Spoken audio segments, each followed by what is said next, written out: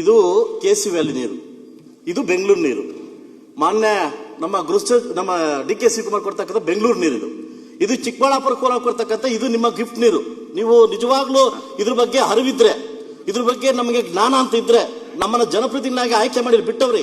But ನಾವು ಕೊಡ್ಬೇಕಂತ ಕರ್ತವ್ಯನ ನಾವು ಮಾಡ್ತಾ ಇಲ್ಲ. ನಾವು ಕೈ ಮುಗಿದು ನಿಮ್ಗೆ ಕೇಳ್ತಾರ ಸರ್ಕಾರಕ್ಕೆ ಒಂದೇ, ನೀವು ನೀರು ಕೊಟ್ಟಿದ್ದೀರಿ, ಕೊಳಚೆ ನೀರು ಕೊಟ್ಟಿದ್ದೀರಿ. ಇದೇ ಕಾವೇರಿ ವಾಟರ್ ಅಲ್ಲ, ತುಂಗಭದ್ರಾ ವಾಟರ್ ಅಲ್ಲ, ಕೊಳಚೆ ನೀರು ಕೊಟ್ಟಿದ್ದೀರಿ. ಆ ಕೊಳಚೆ ನೀರನ್ನ 3ನೇ ಹಂತ ಶುದ್ಧೀಕರಣ ಮಾಡ್ಕೊಡಿ ಅಂತ ತಮ್ಮನ್ನ ಕೇಳ್ತಾ ಇರೋದು. ಈಗ ಬೇರೆ ಕೇಳ್ತಾ ಇಲ್ಲ. ಕೋಲಾರ ಜಿಲ್ಲೆ, ಚಿಕ್ಕಬಳ್ಳಾಪುರ ಜಿಲ್ಲೆ ಕೇಳ್ತಾ ಇರೋದು ಕೊಳಚೆ ನೀರು ಕೊಟ್ಟಿದ್ದೀರಿ, ಆದ್ರೆ 3ನೇ ಹಂತ ಶುದ್ಧೀಕರಣ ಮಾಡ್ಕೊಡಿ ಅಂತ ನಾವು ಕೇಳ್ತಾ ಇರೋದು.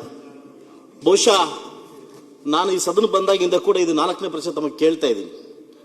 ಏನಂತಂದ್ರೆ KC ವ್ಯಾಲಿ, HN ವ್ಯಾಲಿ ಕೊಟ್ಟಿರ್ತಕ್ಕಂಥ ಸಾಧನೆ ಕಾಂಗ್ರೆಸ್ ಸರ್ಕಾರದ್ದು, ಅದು ತುಂಬಾ ಧನ್ಯವಾದಗಳು. ಆದ್ರೆ ನಯವಾಗಿ ಕೋಲಾರ ಮತ್ತು ಚಿಕ್ಕಬಳ್ಳಾಪುರಕ್ಕೆ ಇದರ ಪೂರಕವಾಗಿ ವಿಷಯವನ್ನ ಸಪ್ಲೈ ಮಾಡ್ತಾ ಇರೋದು ಗಮನಕ್ಕೆ ತರ್ಲಿಕ್ಕೆ ಬಯಸ್ತೀನಿ.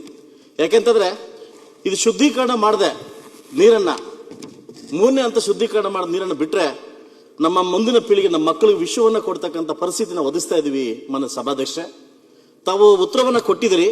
ಇದನ್ನು ಯಾವುದೇ ರೀತಿ ನಾವು ವ್ಯವಸಾಯಕ್ಕೆ ಉಪಯೋಗಿಸಿಲ್ಲ ಅಂತ ಹೇಳಿದೀವಿ. ಮೊನ್ನೆ ಮಳೆ ಬಂದಾಗ ಏನೋ ದೇವರ ಕೃಪೆಯಿಂದ ಅಷ್ಟೋ ಇಷ್ಟು ನೀರು ತುಂಬಿತು, ಅದ್ರ ಜೊತೆ ನಿಮ್ಮ ನೀರು ತುಂಬಿತು. ಈ 2 ನೀರು ಬಿಡ್ಲಿಕ್ಕೆ ನಮ್ಗೆ ಆಗ್ತಾ ಉಪಯೋಗಿಸ್ಲಿಕ್ಕೆ ಆಗ್ತಾ ಇಲ್ಲ ತರಕಾರಿ ಬೆಳಿಲಿಕ್ಕೆ. ಆದ್ರೆ ಇದು ನೇರವಾಗಿ ಅಂತರ್ಜಲಕ್ಕೆ ಹೋಗಿ ಇದು ವಿಶ್ವವಾಗಿ ಪರಿವರ್ತನೆ ಆಗ್ತಾ ಇದೆ. ಇವೇನಾಗಿದೆ, ಕೊಟ್ಟಿದ್ದು ಈ ಒಂದು ಇದನ್ನ ವ್ಯವಸ್ಥೆ ನೀವು ಕೊಟ್ಟಿದ್ದೀರಿ. ಆದ್ರೆ 3ನೇ ಹಂತ ಶುದ್ಧೀಕರಣ ಮಾಡದೆ ಕೊಟ್ರೆ ಇಡೀ ಕೋಲಾರ ಚಿಕ್ಕಬಳ್ಳಾಪುರಕ್ಕೆ ವಿಷವನ್ನು ಕೊಟ್ಟಿರ್ತಕ್ಕಂಥ ಗಳಿಗೆ ತಮಗೆ ಸಲ್ತ ಅಂತ ನಾನು ಬಯಸ್ತೀನಿ.